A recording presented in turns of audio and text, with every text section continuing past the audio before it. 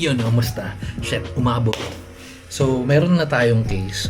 Hindi masyado yung maganda yung tutok, pero okay lang. So, meron na tayong case na nabili sa Shandy recently yan. Siguro mga 2 days, 3 days ko pa lang ito nagagamit. Okay naman. Yan, okay naman siya. Okay naman.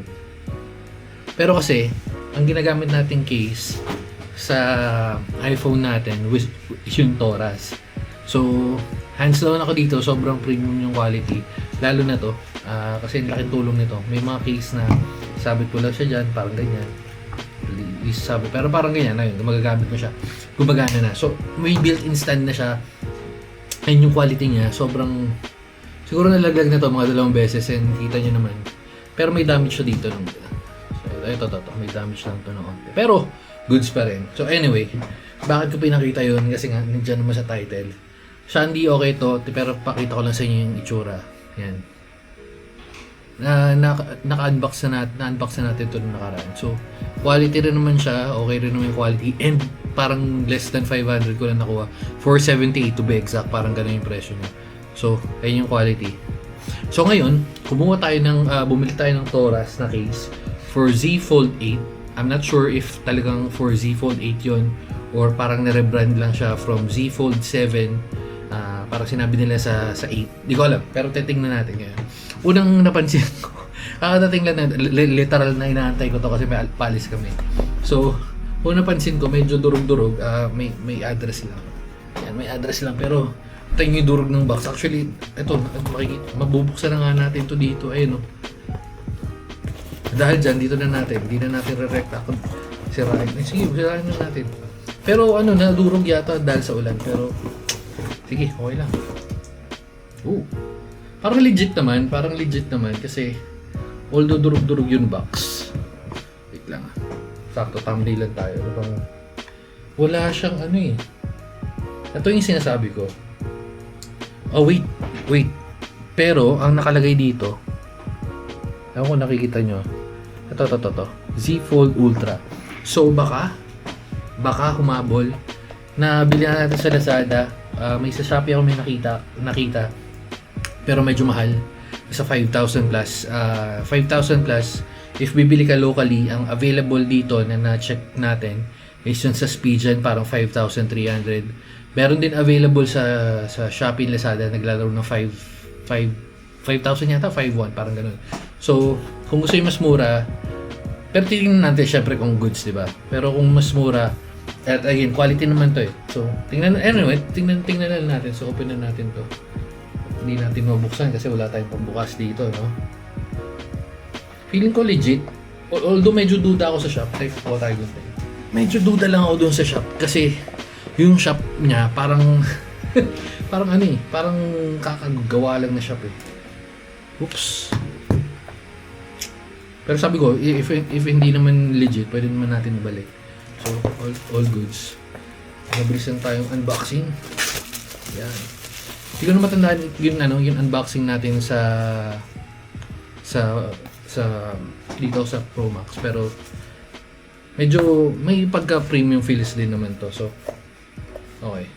Meron pa isa. Meron pa to. Ito. Nice.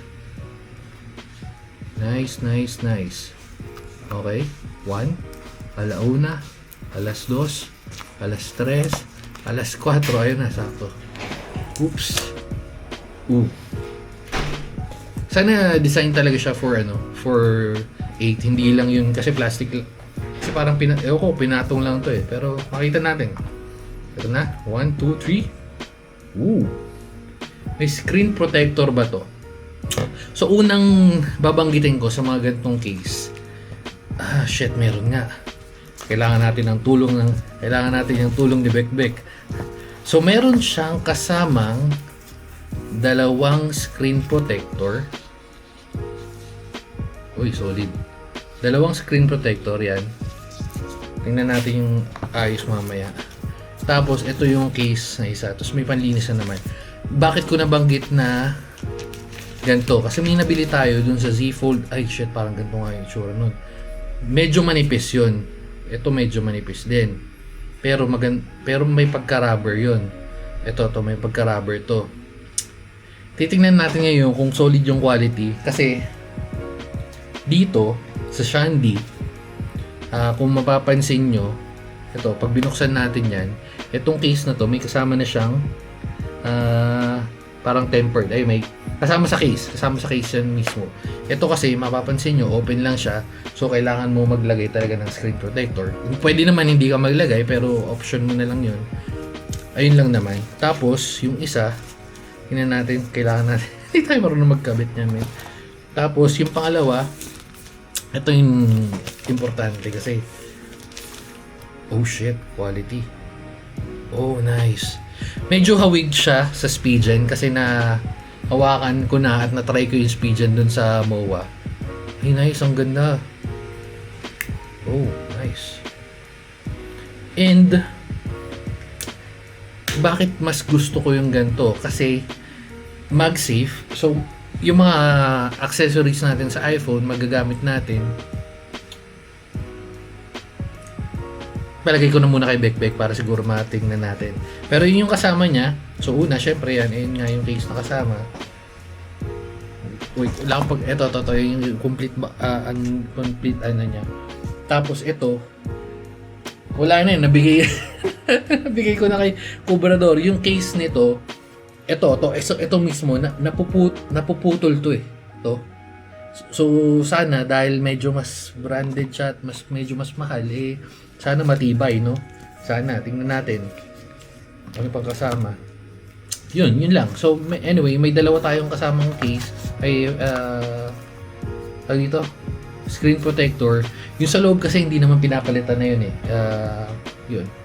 Anyway, so palagay natin kay Bekbek para matapos natin at matesting natin kung mas goods. Pero, one last look bago tayo pumunta sa video na natin pinapakabit. So, yan o. Yan o. Goods, very goods. Ayan yung tsura niyan. Okay naman, di ba? Okay naman. Pero feeling ko lang mas magiging premium looking shit pag nakalagay ito. Iba tayo. Doon tayo sa kabitan ng kabitan ng tempered glass.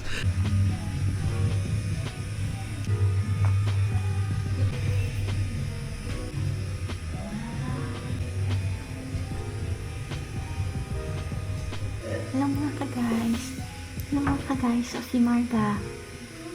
Ako yung bulilit na siga. Naaway ko lahat.